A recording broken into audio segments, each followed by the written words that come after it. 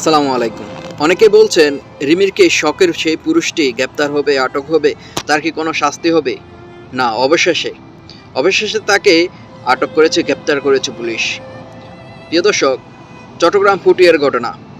রিমি আর মোর্শেদ নামের এই ছেলেটি আমার পাশে দেখতে পাচ্ছেন। দুজনে অনেক বছর ধরে প্রেম করছেন, প্রেমে চলছে। তারা সিদ্ধান্ত নিয়েছে বিয়ে করবে।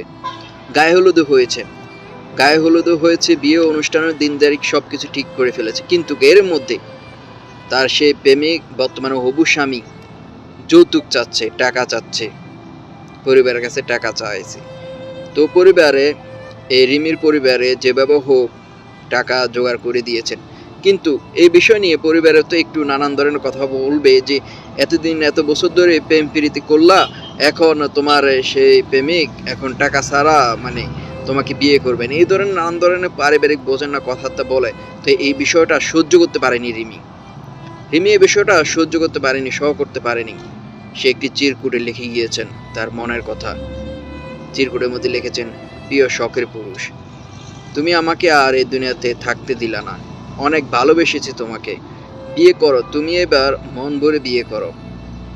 তোমাকে আমি অনেক ভালো মানুষ মনে করেছি, কিন্তু তুমি যে এমন আমি কখনোই কল্পনা করিনি। আমি যদি কোনো মান সম্মানওয়ালা পরিবারে জন্মগ্রহণ না করতাম, তাহলে হয়তো আমি এই দুনিয়াতে থাকতে পারতাম, কিন্তু মান সম্মান না, ফ্যামিলিতে আমি জন্মগ্রহণ করে আর থাকতে পারলাম না। আর শেষে রিমি আরও একটি কথা বলেছেন তার পরিবারকে, যে এই মুর্শেদকে তোমরা ছাড়বা না, যার কারণে আমি দুনিয়া ছেড়ে চলে গিয়েছি, তার অবশ্যই তোমরা শাস্তি দিবা। প্রিয় দর্শক, এইসব লেখে গায়ে হলুদ হয়ে গিয়েছে। যেদিন বিয়ে হবে এর আগের দিন রাতে সে দুনিয়া থেকে নিজের জীবন নিজে দিয়ে দিয়েছে, এই দুনিয়া থেকে চলে গিয়েছে। দুঃখজনক একটি ঘটনা, চট্টগ্রাম পুটিয়ার ঘটনা, যৌতুকের বিষয়। বাংলাদেশকে এখনও এই ধরনের কাজ চলে।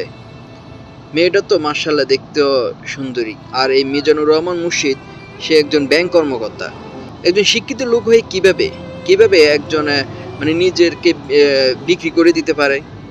এরা মানুষ নয়, এরা শকুন, মানে ওই যে একটি কথা আছে, তারা শুয়োরের মতো। তারা মানুষ হলে এই ধরনের কাজ করতে পারতো না, যে যৌতুক চায় একজনের কাছ থেকে। মানে কি অবস্থা! আল্লাহ তাআলা তাদের কবে হেদায়েত করবে? আর এই মুর্শিদের কি শাস্তি চান অবশ্যই আপনারা কমেন্ট বক্সে জানিয়ে যাবেন। প্রিয় শখের পুরুষ, হায় রে, এতদিন ভালোবাসলে মানে ভালো লাগছে, এখন বিয়ে করতে গেলে তোমার টাকা লাগবে না, এবারে জেলখানা বসে টাকা খাও। আর আপনারা এই ধরনের কাজ থেকে অন্তত বিরত থাকবেন। টাকা পয়সা, বিয়ের জন্য টাকা পয়সা চাওয়া, লেনদেন দুঃখজনক।